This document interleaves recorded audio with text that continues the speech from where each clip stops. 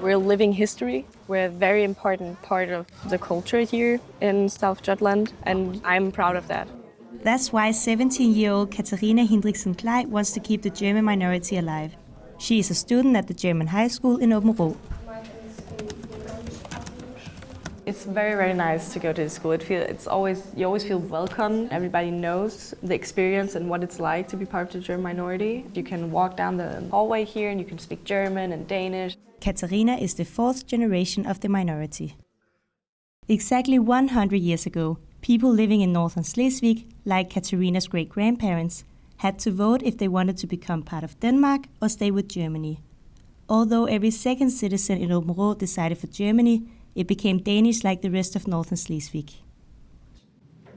Als sie im Bett lagen, sagte sie, ja, Wind war schon die ganze Nacht, es war wohl die Dachrinne.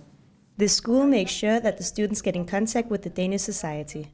We have a lot of projects where we go to Danish schools and talk about what it's like being part of the German minority and about the history. And I think that very much helps with helping young Danish people to understand what the minority is like, because they often don't know anything about us.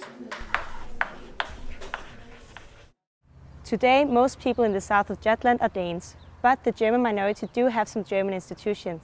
For example, they have this German school, German services at the church, German kindergartens, German libraries where you can read German books, and a newspaper for the German minority.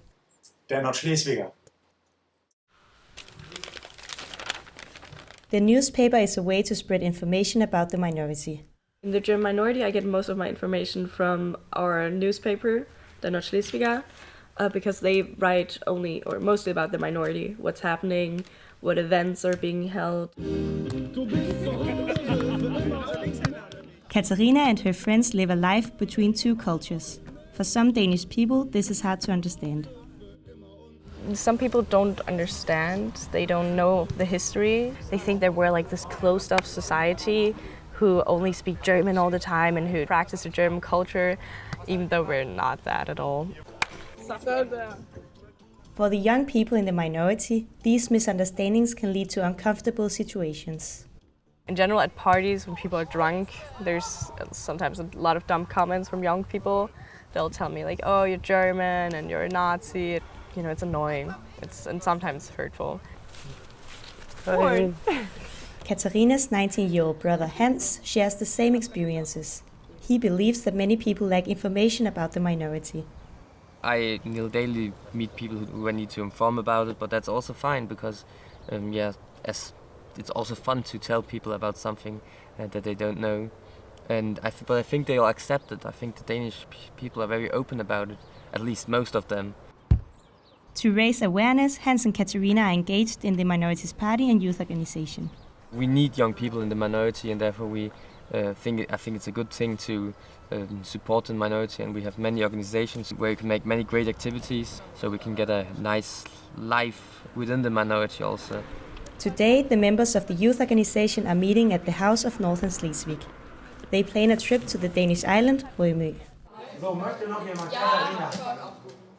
I really like planning activities for the youth and minorities, so we have some activities that we can go to that I can do with my friends. But Katarina and her friends want to achieve more.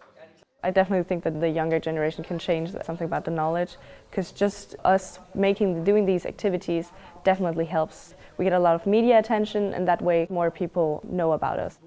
Möglichkeit, da sind aber andere auf dem Berg. I would wish for especially young people to learn more about us, but also for the rest of Denmark to know that we exist.